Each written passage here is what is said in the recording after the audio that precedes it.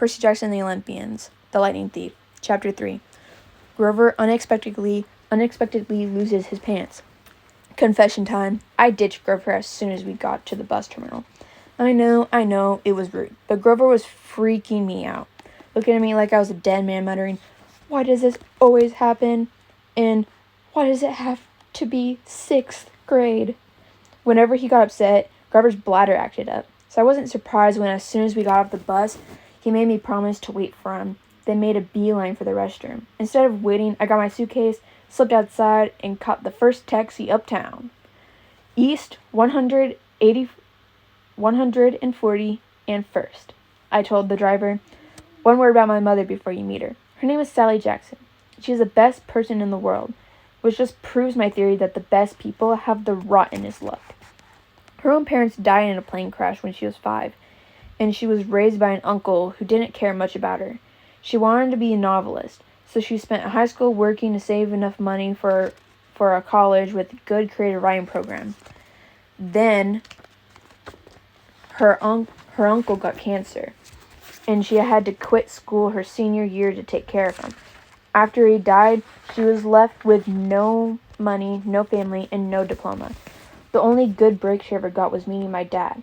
I don't have any memories of him, just this sort of warm glow, maybe the barest trace of his smile. My mother doesn't like to talk about him because it makes her sad. She has no pictures. See, they weren't married. She told me he was rich and important and their relationship was a secret.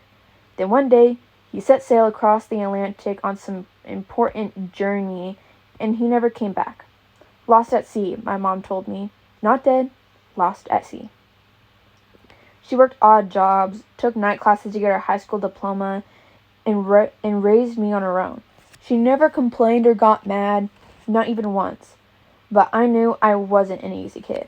Finally, she married Gabe Uliano, who was nice the first 30 seconds we knew him, then showed his true colors as a world-class jerk. When I was young, I nicknamed him Smelly Gabe. I'm sorry, but it's the truth. The guy reeked like moldy garlic pizza wrapped in gym shorts. Between the two of us, we made my mom's life pretty hard. The way Smelly Gabe treated her, the way he and I got along, well, when I came home is a good example. I walked into our little apartment, hoping my mom would be home from work. Instead, Smelly Gabe was in the living room, playing poker with his buddies. The television blared, SPN, chips and beer cans were strewed all over the carpet. Hardly looking up, he said around his cigar, "So you're home? Where's Mom?" "Working," he said. "You got any cash?" That was it. "No." "Welcome back. Good to see you. How has your life been the last 6 months?" Gabe had put on weight. He looked like a tuskless walrus in thrift store clothes. He had about 3 hairs on his head, all combed over his bald scalp, as if that made him handsome or something. He managed the electronics mega mart in Queens, but he stayed home most of the time. I don't know why he hadn't been fired long before. He just kept collecting paychecks, spending the money on cigars that made me nauseous and on beer. Of course. Always beer. Whenever I was home, he expected me to provide his gambling funds. He called it our guy's secret, meaning if I told my mom, he would punch my lights out. I don't have any money. I don't have any cash, I told him. He raised a greasy eyebrow. Gabe could sniff out money like a bloodhound, which was surprising, since his own smell should have covered up everything else. You took a taxi from the bus station, probably paid with a 20, got $6-7 in change. Somebody expects to live under this roof. You have to carry his own weight. Am I right, Eddie? Eddie, the super of the apartment building, looked at me with a twinge of sympathy. "Come on, Gabe," he said. "The kid just got here." "Am I right?" Gabe repeated. Eddie scowled into his bowl of pretzels. The other 2 guys passed gas in harmony. "Fine," I said. I dug a wad of dollars out of my pocket and threw the money onto the table. "I hope you lose." "Your report card came, brain boy," he shouted after me. I wouldn't act so snooty. I slammed the door to my room, which really wasn't my room. During the school months, it was Gabe's study. couldn't study anything in there except for old car magazines, but he loved shoving my stuff in the closet, leaving his muddy boots on my windowsill, and doing his best to make the place smell like his nasty cologne and cigars and stale beer. I dropped my suitcase on the bed. Home, sweet home. Gabe's smell was almost worse than the nightmares about Mrs. Dot's or the sound of that old fruit lady's shears snipping the yarn. As soon as I thought that, my legs felt weak. I remembered Grover's look of panic, how he made me promise I wouldn't go home without him. A sudden chill rolled over me. I felt like something was looking for me right now, maybe pounding its way up the stairs, growing long, horrible talons.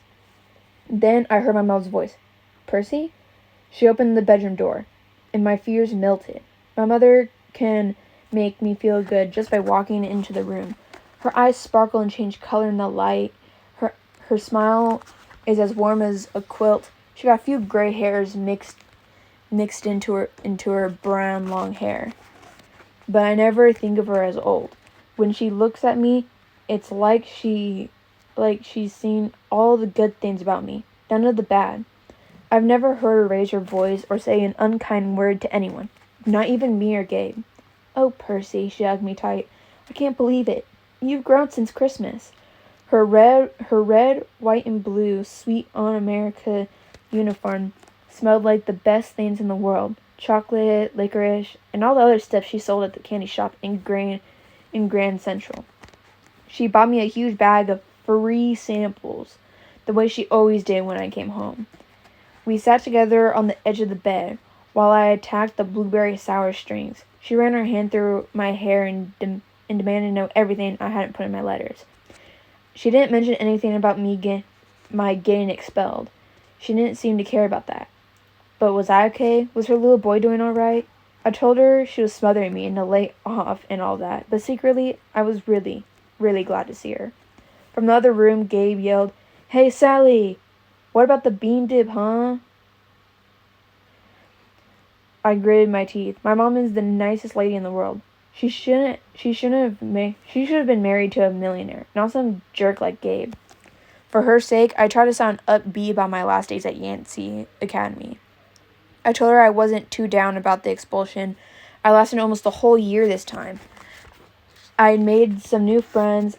I'd done pretty well in Latin, and honestly, the fights hadn't been as bad as the headmaster said.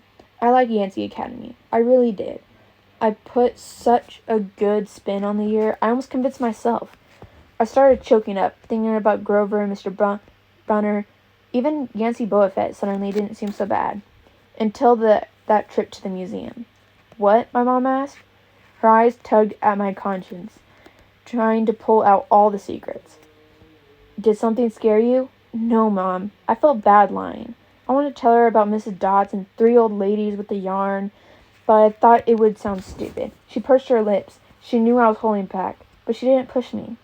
"I have a surprise for you," she said. "We're going to the beach." My eyes widened. "Montauk?" 3 nights. Same cabin. "When?"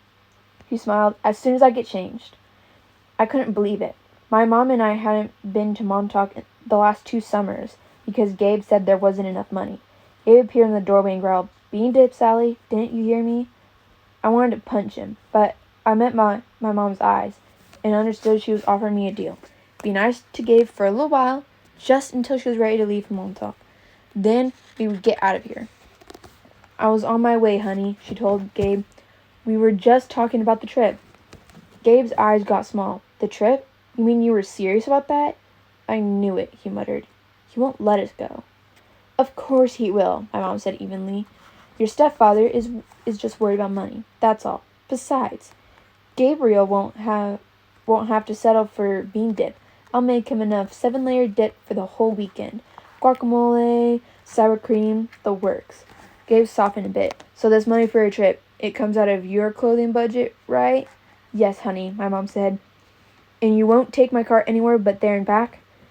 "We'll be very careful." Gabe scratched his double chin. "Maybe if you hurry with that 7-layer dip, and maybe if the kid apologizes for interrupting my poker game.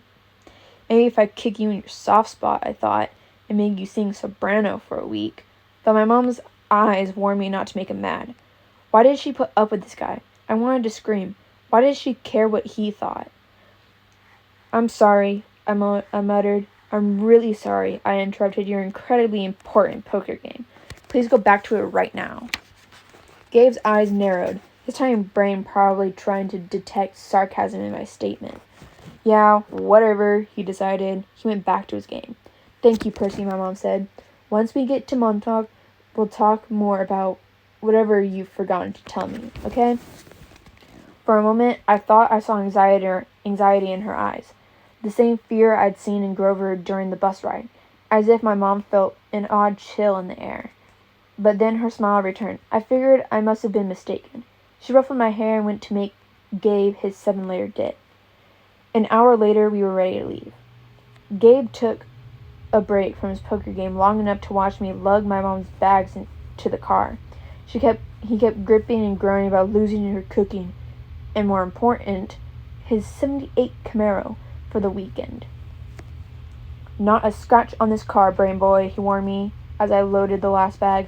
Not one little scratch. Like I'd be the one driving. I was 12, but that didn't matter to Gabe. If a seagull so much as pooped on his paint job, he'd find a way to blame me. I watched him lumber back toward the apartment building. I got so mad I did something I can't explain. As Gabe reached the doorway, I made the hand gesture I'd seen Grover make on the bus, a sort of warding off evil gesture. A clawed hand over my heart, then a shoving movement toward Gabe. The screen door slammed shut so hard it whacked him in the butt and sent him flying up the staircase, as if he'd been shot from a cannon. Maybe it was just the wind, or some freak accident with the hinges, but I didn't stay long enough to find out. I got in the Camaro and told my mom to step on it. Our rental cabin on the South Shore, way out at the tip of Long Island. It was a little pastel box with faded curtains, half sunken into the dunes. There was always sand in the sheets and spiders in the cabinets, and most of the time, the sea was too cold to swim in. I loved the place. We'd been going there since I was a baby. My mom had been going even longer. She never exactly said, but I knew why the beach was special to her. It was the place where she met my dad. As we got closer to Montauk, she seemed to grow younger. Years of worry and work disappearing from her face, her eyes turned the color of the sea. When we got there at sunset, we opened up all the cabin windows and went through our usual cleaning routine. We walked on the beach, fed blue tortilla chips to the seagulls, and munched on blue jelly beans, blue saltwater taffy, and all other free samples my mom had bought from work. I guess I should explain the blue food. See, Gabe had once told my mom that there was no such thing. They had this fight. Seemed like a really small thing at the time, but ever since my mom went out of her way to eat blue. She baked blue birthday cakes, she mixed blueberry smoothies, she bought blue corn tortilla chips, and she brought home blue candy from the shop. This, along with keeping her maiden name Jackson, rather than calling herself Mrs. Ugliano, was proof that she wasn't totally suckered up by Gabe. She did have a rebellious streak, like me. When it got dark, we made a fire. We roasted hot dogs and marshmallows. My mom told me stories about when she was a kid, back before her parents died in the plane crash. She told me about the book she wanted to write someday, when she had enough money to quit the candy shop. Eventually, I got the nerve to ask what was always on my mind whenever we came to Montauk. My father. My mom's eyes went all misty. I figured she would tell me the same thing she always did, but I never got tired of hearing them. He was kind, Percy, she said. Tall, handsome, and powerful, but gentle too. You have his black hair, you know, and his green eyes. My mom fished a blue jelly bean out of her candy bag.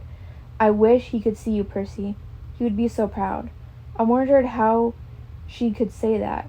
What was so great about me? A dyslexic, hyperactive boy with D+ report card, kicked out of school for the 6th time in 6 years. How old was I asked. I mean, when he left. She watched the flames.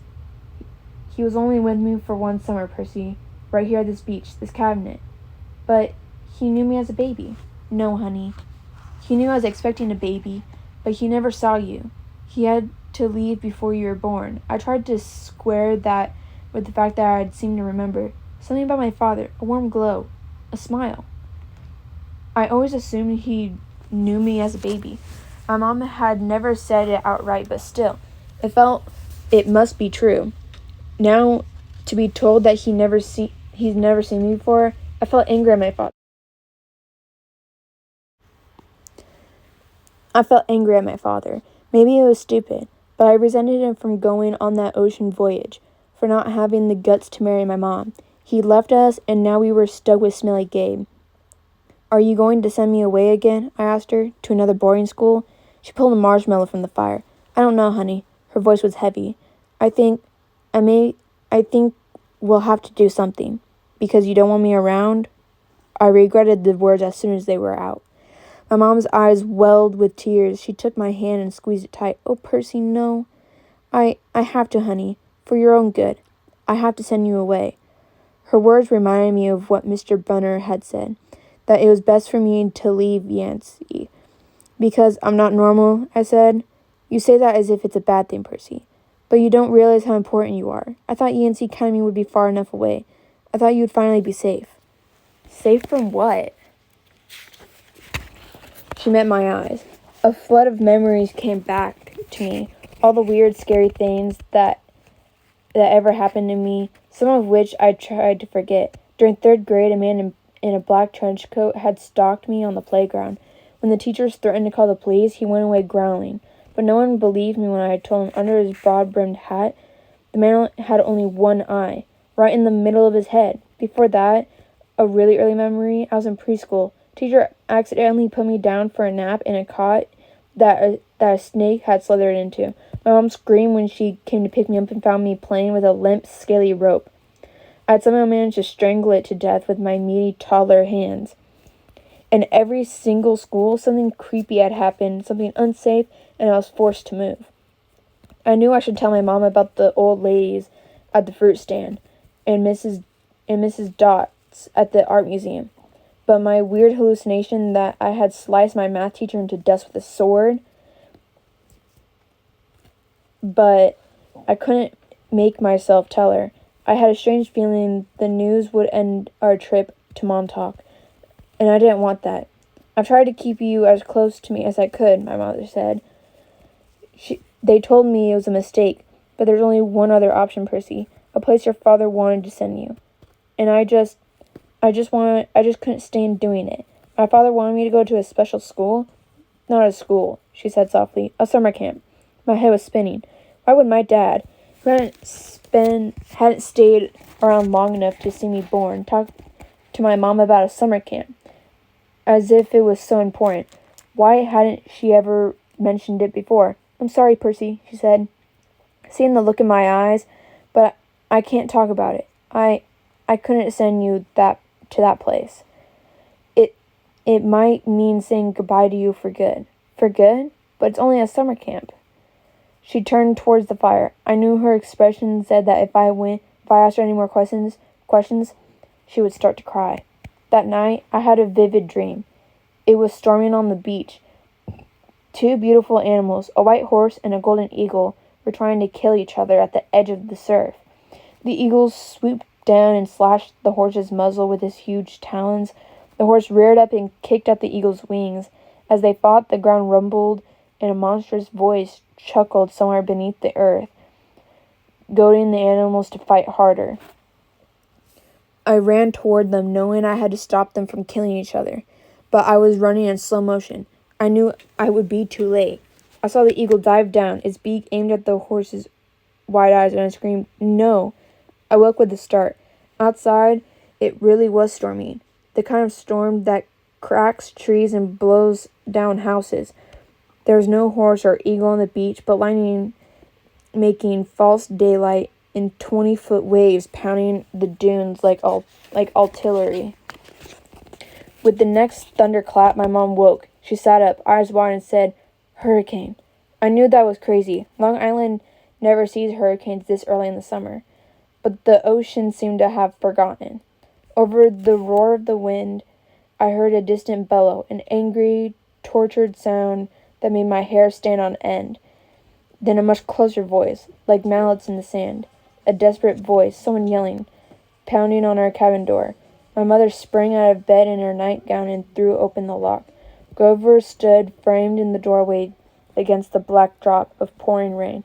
But he wasn't exactly Grover. Searching all night, he asked, "What were you thinking?" My mother looked at me in terror, not scared of Grover, but of why he'd come.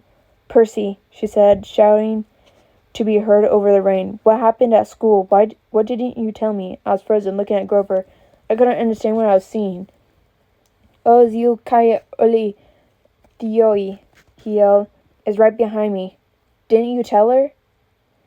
I was too shocked to register that he had cursed in ancient Greek, and that I understood him perfectly. I was too shocked to wonder how Grover had gotten here by himself in the middle of the night, because Grover didn't have his pants on, and his legs should be where his legs should be.